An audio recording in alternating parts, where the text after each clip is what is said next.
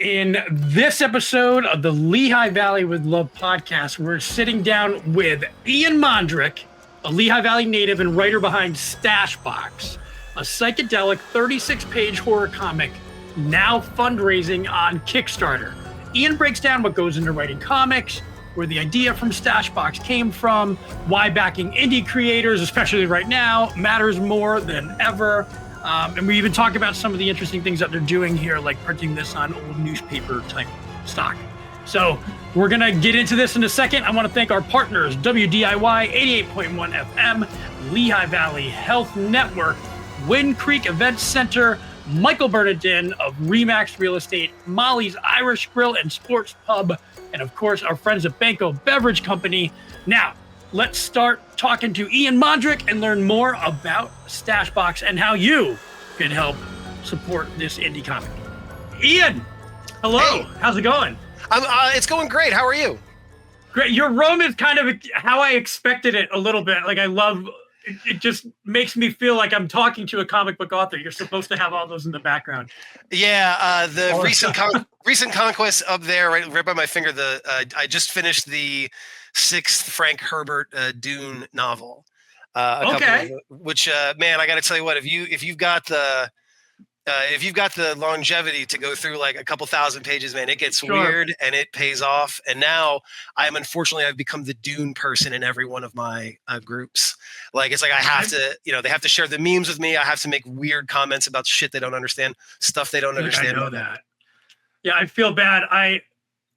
The latest book I read was Jack Reacher, one of the Jack Reacher books, and I watched that now. That series is insane because I just turned my brain off. It's like watching 80s action flicks, Yeah. Yeah, the clips I've seen of Reacher, I get big like Elmore Leonard vibes. It's so bad. It's bad. It's great. I love it. Yeah, but like pulpy crime stuff is good. Do you know what I mean? Like, it doesn't always have to be elevated. And sometimes I just like bad guys and good guys duking it out. Yeah, it's great. True. No, and that's truly what it is, and that's why I enjoy it. And it's great. And the writing in that is probably not as good is some of the stuff that you're putting out. Thank you. Yeah, well, I want to learn more about it. In fact, I got to read this morning the first 20 pages of Stash Box, and I got to say, you and Frederick Hornung, the artist, incredible, insane. I want to learn more. I want to read more, but I want to learn first about yourself, because you are a Lehigh Valley native who is a comic book author.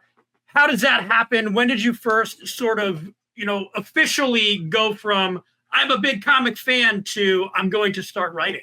So I, like a lot of kids that grew up in the 80s, I was a big comic book fan. I remember going to the Acme back when it was across from the Ground Round over on Grape Street and in Whitehall. And I remember grabbing like multi-packs of comics there. I got almost all of the issues from Craven's Last Hunt. This really great, trippy, Amazing Spider-Man, Web of Spider-Man. It was awesome, and like this was the early stuff that I watched. And also, being a kid of the '80s, you can't escape like getting exposed to that either terribly violent or terribly horrific stuff early on. Like I had seen the Fly by the age of 9, and I'd seen Aliens like when it came out or whatever. So there was all that stuff. So big comics fan. And then, you kind of drift away, and I did a bunch of other things. Like, I did a radio show for Muhlenberg College for a while. I was like a club DJ for a little while. And then we moved away for a couple of years. We moved to the Las Vegas Valley out in Nevada. And I started writing again, and I worked with a couple of people who were big into comics, and they were like, well, here's what you've missed over the last 20 years. And from there, as someone who had always written for myself or like written things, always been a creative writer, it kind of transitioned from being like a reinvigorated comic book fan in like the early aughts to writing reviews and critiques of comics and things like that for some journalism sites. And then I think you just kind of get the feeling where it's like, I think I could do this myself. Or like, I have a story to tell. Right. Yeah. And it was like, can I make this happen? And then what really, I think, sets comic book making apart from everything else is just the collaboration. Right. And I'm assuming it's similar to script writers who, see their movie up on the screen, but like every person's hands that I put my script into to make the comic book, they make the script better. right? Like they add more visual depth, or they have more references, and like that's really the best part about it for me. And that's kind of why I keep doing it. Mainly because I think I still have stories to tell, but mainly just because, like, man, the collaboration on this is just awesome. And to be able to work with a team and come together and like create something together is just there's nothing like it for me. How does that kind of work? First, I want to learn a little bit about writing. Is it, there's different types of writing. If I'm going to write for a short story, a novel, a television show, a movie, is comic book writing similar to writing for a TV? Are you giving like artists, I guess, points as you're doing it? Does it depend on the author? Can you kind of describe that process? Yeah. It's great. So one of the great things about comic book writing is that there's no approved format. I'm sure that if you're writing for, DC or Marvel and you're doing their monthly books, I'm sure there's some sort of standardization, but it's not like script writing where there's like, this is the agreed upon format. This is how you do things. So that opens it up for a lot of interpretation as well. And I think that also it depends. For me, it depends a lot on the person that I'm writing for. Like if I don't know who I'm writing for, when I started writing Stashbox, I didn't have an artist in mind. It was just an idea I wanted to get out. So and it's kind of like you'd imagine. It's like panel descriptions and then dialogue beneath that panel description, and then that's assembled onto a page. So I was doing really, really detailed descriptions of things, how I saw it in my mind's eye. Now I'm working on the final issue of a 4-issue series with another co-creator named Benjamin Philby, and we have such a shorthand together now, and I understand his style so well that the panel descriptions for this final book are like 2 sentences at most. Because he just kind of knows, Yeah, because there's that co-creating spirit where it's like I don't have to get into the details of it. If there's something I need on the panel for the readers to see, then I'll put it in there. But a lot of the stuff, the set dressing, the atmosphere, all that kind of thing, I leave that up to him because I know what he's going to put out and he knows what I want, and we both kind of know how to make it look great. So it really does vary. I prefer all of my best books have been with collaborators that I've worked with over and over again. Frederick is no exception. We became really fast friends, and we had a meeting, like a strategy meeting on Friday, and it was like, I'm ready to do my next thing. I'm calling you first. And that speaks into the whole vibe of the book, but I guess we can talk about that later. Yeah, we'll definitely get to that. I kind of still want to get to like how you even got into this world. For maybe a younger person who's thinking about, I would want to maybe try this one, because you're dealing with these artists. Well, how do you get into that? Like, what was your initial road or your path into making your first comic? Well, so that's a great question. Yeah, that's a great question. So really it's just like anything. There's a community out there. And one of the great things about the internet is really brought niche communities together, right? And giving them like rallying points and giving them like kind of safe spaces to kind of exist.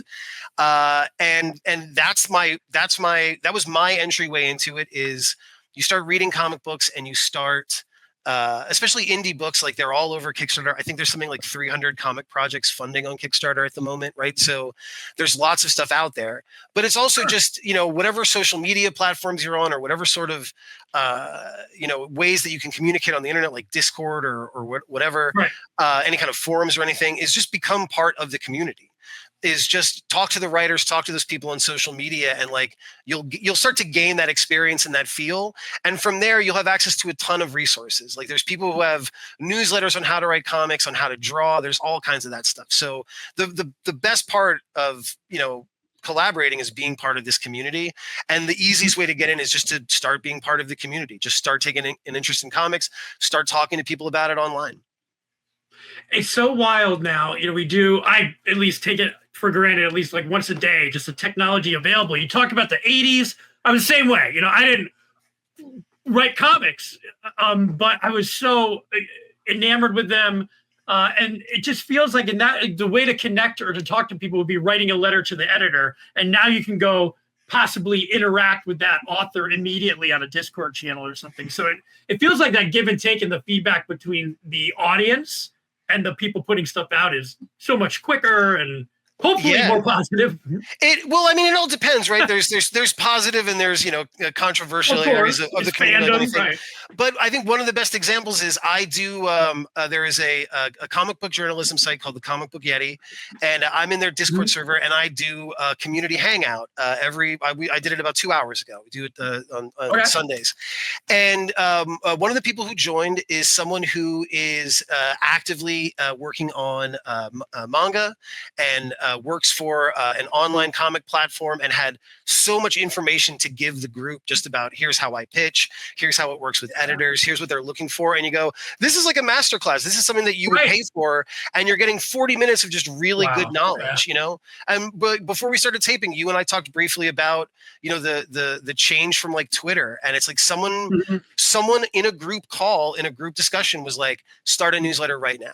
Start gaining people that want to hear from you specifically. And it was great advice then. And it's even more important now post, the change of social media and everything. Yeah, it's weird, not to go off on a tangent or anything, but it is weird how a couple of years ago, we did have those pinch points of accounts where it's like you had to be on Facebook, you had to be on Twitter, you had to be on Instagram. Now you don't necessarily if your audience isn't necessarily there. And it's interesting, like that you can go on Discord and maybe do a lot of your communicating there and not have to use Facebook. But I digress. I want to talk about comics. Sure. And well, I guess we will kind of talk about social media when we talk about Kickstarter. I know that this isn't your first Kickstarter campaign, right? So talk a little bit about, fundraising through Kickstarter compared to what you would have had to do 10, 15 years ago, which I imagine wouldn't have been fun. Well, So the best thing about Kickstarter is it doesn't really require one person's permission to make it happen, right? Like, we're not, and I think there's a great democratizing. And maybe this isn't a great comparison, but something like Spotify, right? Like, I know that Spotify really doesn't pay the artists what they're worth and everything, but they really knock down that door of needing to know an A&R and get a record deal so you can get a video on MTV, so then you can be a musical artist. Now anybody can just upload their stuff to SoundCloud or Spotify, and you can grow your own organic following, right? And I think that's the big difference between then and now. But I also think in terms of, I think the real advantage to crowdfunding is that it does kind of speak a little bit to the nature of how things have been gamified recently. And I think it also really speaks to participation. Like, if I wasn't doing this on Kickstarter, the other way to do it would be to self-fund everything myself and then open it up on a web store and make it available for sale, which is not as exciting as I need your help to bring this project to life, right? Like, if you take an active interest now, you're going to get this reward of this thing. And it's much more economically risky for you to do it that way. Whereas you can say, hey, you're kind of printing on demand a little bit when you're finding out how many backers you have and all that. It gives you just it's a little bit more convenient. Yeah. And it's a little bit of an ask for, the person backing it, because you're offering, exactly. You're offering up money, sight unseen. But, again, as you said, this will be my 6th time going to Kickstarter. It's my 2nd time this year, which is like a lot for me. Yeah. The trust that I've built up with the people who've backed my books, I think, is what allows you to kind of keep doing it. Right. Is that keep going. I was going to say, not only is it a matter of of marketing it well and discussing well, but it's also a matter of backing it up with a quality book, right? Like, then when people get it, they were like, this was awesome to read. This was a good time. Well, I was going to segue right into the awesome book. Well, the book that's coming out. No, it works so great. With Cashbox. I think it's the alternative cover. And then that cover, that is the main cover. That is by a gentleman named Hampus Flink. He's got a tremendous name, and he did amazing. I love that name. Yeah, I love it too, man. He has been so great. I've been primarily promoting this a lot on Blue Sky, and he has been such a help, retweeting and everything. The other cover that you showed is by that one of the kind of EC Comics modeled cover. That's by co-creator and the guy who did all of the interior art, colors, letters, Frederick Hornung, who just kind of knocked it out of the park as well. Yeah, I love them both. I'll be honest with you. I was reading this thing, and I don't want to go. I'm going to show one page, so nobody don't get mad. Oh, sure. But no, this it's legit. This is so good. I would like to read more. So let's talk a little bit about it. I mean, I am not the technical comic expert. Okay, I'm a comic fan, but we're talking. This is clearly a horror comic. I know that they've always been around, but are they kind of coming back more? Are they gaining more popularity? I just went through some of, I think it's the Immortal Hulk.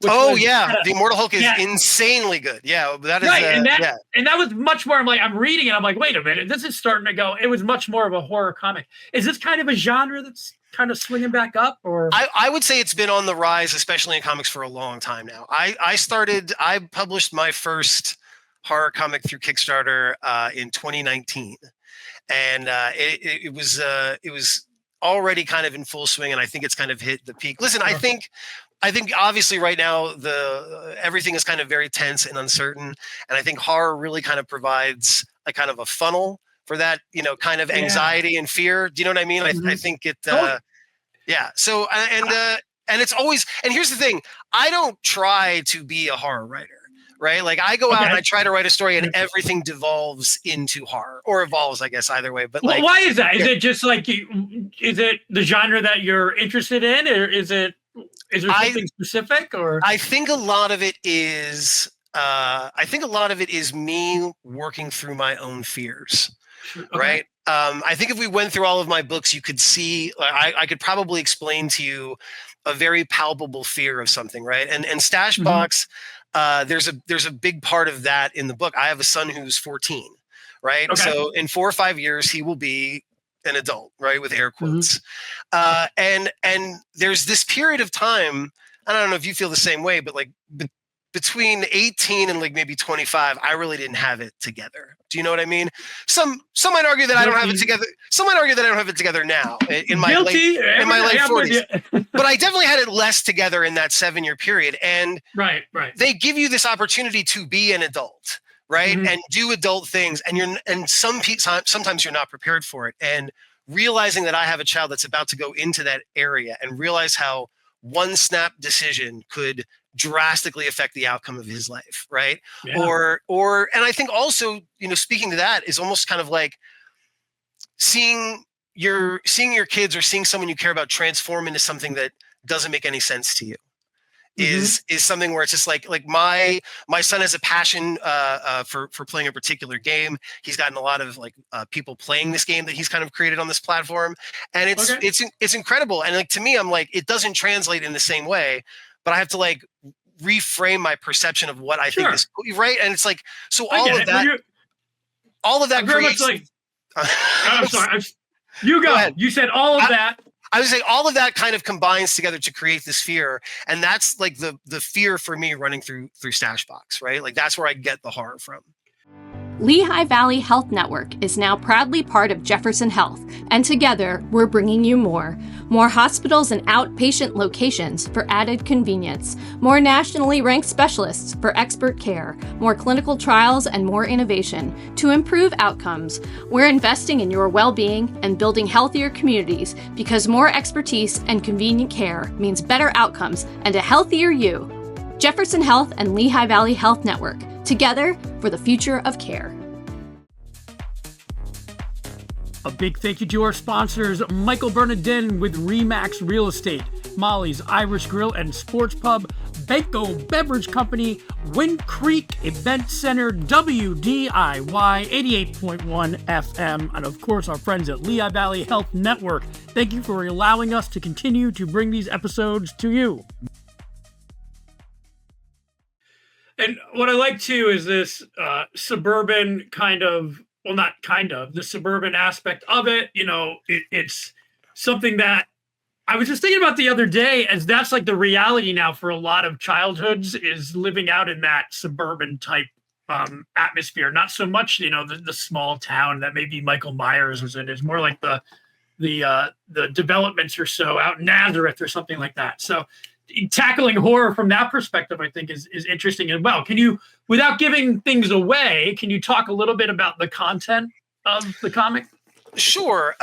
Yeah. And I mean, it draws a lot on spending time in the suburbs. Again, like I've lived in rural areas, I've lived in cities, and I've lived in suburbs. And, a lot of the content of this comic is about the stuff that's hiding underneath those manicured lawns and inside those basements and garages. And, you know, in the rural area, you don't see much of anything. Everything is kind of obscured, and there's naturally, you know, horror derived from feeling alone or feeling isolated, right? Right. And when you live in the city, the things that are scary in the city usually present themselves. It's you know, getting mugged, or it's you know, someone following you down a dark alley or something. Like it's all of that stuff is there. But in the suburbs, everything is kind of painted over and hidden. And I think that's the thing that really, it's like everything looks fine, but it's not fine. And this is obviously something that, like, you know, David Lynch explored in Blue Velvet and things like that. Sure, but still, but I find it fascinating, right? And I think it's a great opportunity to mine horror, and that's what a lot of it is a lot of it is what's going on right under our noses, right? You know. And I want to make sure that, you know, the main thing here, we're talking about all this good stuff, but it's important to remember that you're local, you know, you're Lehigh Valley resident. So by supporting this, you are also supporting a local Lehigh Valley artist as well. So talk about the Kickstarter. When this comes out, it will be live. This is starting on April 7th. Yep. We'll be launching is it easier morning. just to find people just to search Ian Mondrick on there, or should they go to your website? What's the best way to give information? There's a couple of ways to do this. The easiest way is to just go to stashboxcomic.com. Stashboxcomic.com is going to take you right to the Kickstarter page. Like, it'll take you there right now. We'll be launching early tomorrow morning, probably about 7 a.m. But that is the best way to do it. If you're familiar with the Kickstarter project, you can always just go into the app or the website and you can search for Stashbox. I'm probably going to be the first thing that pops up. So that's the easiest way to find it. You know, we've got a lot of it's always a fun part of the campaign for me to figure out like what the rewards are going to be. So we have a couple of really great prints from some local artists. I'm sorry, not local artists. We have some great prints from some artists. I don't know why I said local. That's right. But yeah, and we've also got you can get original art from the book. You can buy original pages from the book. You can get we have like a mystery sketch thing from Frederick. He'll draw you a little portrait sketch. And if you are like an up and coming comic book creator, or if you're currently creating comics, we've also got a tier in there where Frederick will draw a cover for you. Wow. How about it? That's pretty. Yeah. That's and then this art is like out of this world too. Yeah. I mean, you're right. Your writing's great, right? But look at that stuff. This is like, I love it. I've often said this. It's like, even if you hate my story, you're still going to really enjoy the art. Oh, it's so good. Like, once I opened it up, and you know, admittedly, I'm like have it on a tablet, but still, it has that feel. Oh, this has made me remember. There's something in there about newspaper print, right? Like, yeah. So well, what is that? So yeah, we are really going for that look, right? Like, when I was a kid, you know, you got comics in like one of two places, or one of three places. You got them at the grocery store, you got them at the newsstand, or you went to a comic book shop. But then when I was older and I went to places in the Lehigh Valley, like there was a head shop in Easton called Utopia, right? And when I went there, like when I was like, 18 or 19, I would see there were racks of comics, and it was like the Furious Freak Brothers, right? And all of these like underground comics. And that's where they would have a Vault of Horror and Tales from the Crypts and like stuff that was kind of off the beaten path. Yeah, well, you feel like you shouldn't be looking at it, right? That's exactly it. And that's the whole kind of motif for this book. We wanted to look and feel like those comics. We wanted to look and feel a little bit different. So it's printed in the old school EC comic size, which is like A4. That's like a European sizing, but it's like almost like 8x12. So it's a little bit bigger than a modern comic. Like the magazine, like right. And we're using high quality newsprint, so it has that feel like an old comic. Obviously, the look of everything is supposed to evoke that old VHS copy kind of look and those old things. And and the whole thing is kind of about contraband, right? A stash box is something where like you keep stuff that you don't want people to find or stuff that's dangerous. And the comic is, it's an adult horror comic, right? Like there is like violence and gore and death in there. And like, I like, I think a lot of good art is transgressive. And I don't think this book is necessarily transgressive, but I think it is like trying to appeal to that sense of like contraband, right? Like maybe something that is not supposed to be for mass consumption. Sure. The first 9 pages, I mean, it's intense. It's like, I'm reading it downstairs. I'm like, she can't see this. And that's not a bad thing. It's just it was created for an adult like myself who is into that. So I'm really looking forward to it. I'm glad that we were able to connect on this. What's up for this after this? Do people just stay with you connected on Kickstarter? What's the best way for people to continually stay in contact with you? The two best places for me right now are you can sign up for my newsletter. You can go to ianmondrick.com. There's a tab on there for my newsletter where you can sign up. It's called The Blind Box. It comes out about once a month. I'll probably do 2 or 3 this month just because of the Kickstarter. I try not to spam people. And then the other place is on Blue Sky. You can search for me on Blue Sky. My username on most platforms is Ian Face, just because that's like an old DJ name that I used to have.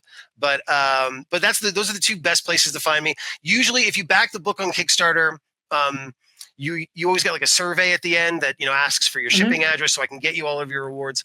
At the end of that survey, I'll always include a question about, do you want to join my newsletter?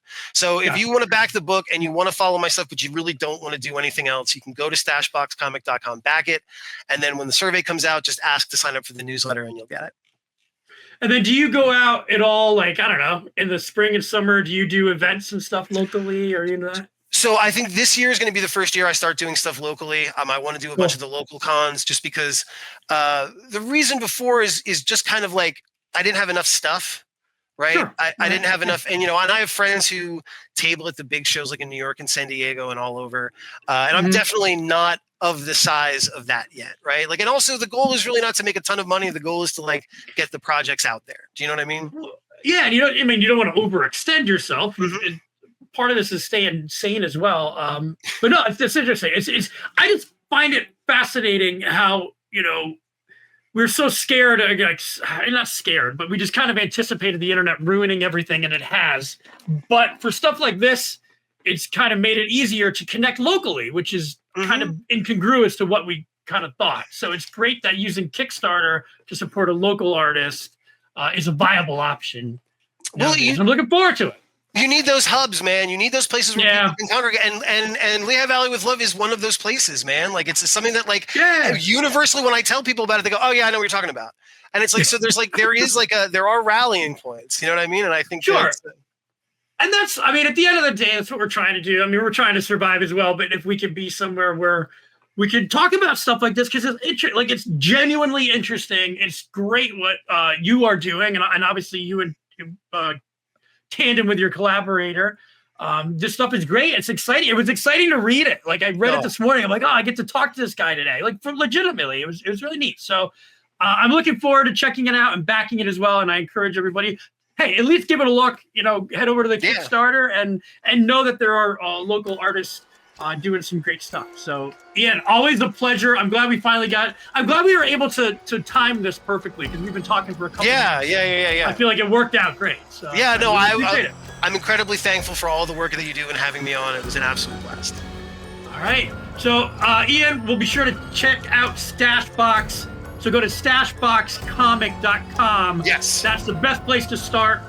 You can also, if you want to, search on Kickstarter.